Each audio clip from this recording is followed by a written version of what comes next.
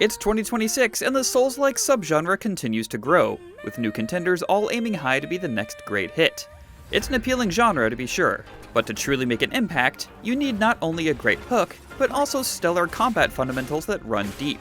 That's where the upcoming Swords of Legends is looking to put its best foot forward. As developer Oregon Shanghai reinvigorates the long-running Chinese RPG series into a faster, more fierce action game that'll push players to master its wuxia-inspired martial arts. A soulless husk. You can judge my fate! Swords of Legends recently left an impression at Summer Game Fest 2026, and we finally got over an hour of hands-on time to get a feel for its slick fighting systems and the visually stunning and tense boss encounters. It's a type of Souls-like that embraces the journey of a mythical hero in the making, with its heightened action-focused jaunt through Chinese mythology. So far, Swords of Legends plays like a promising new Souls-like that has me eager to see where this grand spectacle will go next. Here we go again. For many Western players, this may be the first time you've heard about Swords of Legends, which is actually part of a larger series of role-playing games and a live-action TV show based on the Chinese cross-media series Gujian. Swords of Legends is a reboot of sorts that takes the series into the realm of Souls-like action, bringing the wuxia-inspired spectacle, the marrying of Chinese-influenced high fantasy and martial arts action, into an action RPG that's all about taking out foes with style and a certain level of grace that's befitting of a mythical hero. Taking on the role of Sipan, a fallen swordsman turned agent of the underworld, he's tasked with traveling to the mortal realm to face off with ruthless demons and mysterious rivals rampaging through the lands. This also includes the added task of claiming as many souls as possible from slain enemies and using them to augment his expanding arsenal of weapons and artifacts that greatly alter his fighting style. My hands-on time with Swords of Legends focused on a demo-specific series of tutorials and isolated missions that ran me through some of the larger environments to explore, such as the dreamlike ethereal landscape of the mythical realm, and isolated mountaintop communities overrun by demons in the mortal realm. The signature boss battles capped off each segment, which were not only a great dive into slick martial arts action, but also surprisingly tricky encounters that had me pulling out every trick I could use to keep up with them. One of my favorite bosses, which also shows the tone that Swords of Legends goes for, was the Tri-Tail boss, who turns from a wholesome cat into a totally ripped feline that pummeled me to bits. Swords of Legends does stick close to that Souls-like structure, and it is an admittedly well-established setup, especially in the wake of recent standouts like Black Myth Wukong and Wuchang Fallen Feathers. Still, I was impressed with how well Swords of Legends presents its combat fundamentals. It, of course, sticks with the tried-and-true flow of picking your moments carefully to go in for strikes against both common enemies and some of the more ruthless foes.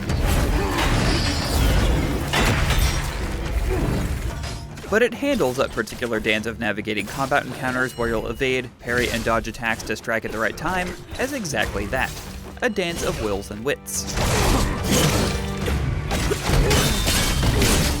I was particularly impressed with how these battles have such flair to them, which is a nice contrast from other Souls-likes that tend to keep the tone of battle subdued and mostly serious. With the wuxia influence, it really hones in on the tone of a mythical martial arts fable. There's a dance-like quality to the flow of these fights, where you're dishing out combo attacks and reacting to enemy attacks in a way that was just as exciting to watch as it was to take part in. It made for a more fun type of engagement that I don't often feel from Souls-like games. Still, there were plenty of moments where the enemies really decked me when I found myself getting too comfortable. That same sense of satisfaction when taking out a particularly ruthless enemy, and later on once again with ease, is present in Swords of Legends. I got a big kick out of successfully parrying many enemy strikes from a pass, then sneaking in a critical hit to knock them into a stagger. When it comes to fundamentals, Swords of Legends, while very familiar, hits most of the right notes when it comes to matching that compelling yet still stressful Souls-like flow.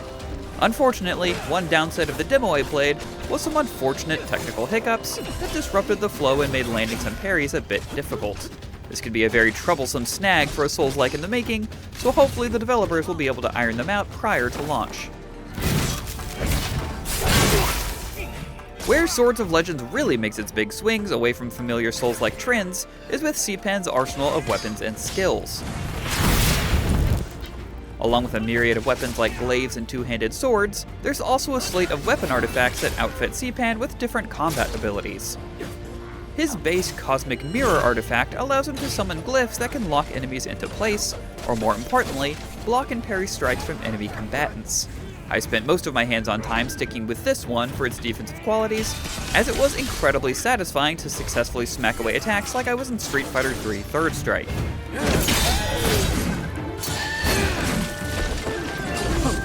Another fun artifact was a Thunder Banner, which added lightning damage to my core attacks and a quick lightning dodge that came in handy during the fiercer fights. Another fun twist with Swords of Legends is the ability to call in an assist from defeated foes. One of the early bosses I defeated in the tutorial was the hammer-wielding Oxhead, who then offered his services to C-Pan in future battles. In addition to summoning him for quick powered-up strikes, you can even have him join in key battles against stage bosses, giving you a partner to fight alongside you and even execute cinematic link attacks. With C-Pan and his companion teaming up to deal critical damage on a staggered boss. This especially came in handy during some of the more intense boss battles, which really sold the more stylized and wuxia spectacle moments of Swords of Legends. The demo's most challenging fight was against a powered-up Oxhead, who really dished out some serious pain. Even with the powered-up C-Pan's new weapons and gear, such as a Shrine Guardian armor set covered in talismans, I still had to lock in and find those moments to break through his defenses. And even then, it took me many tries to finally take him out.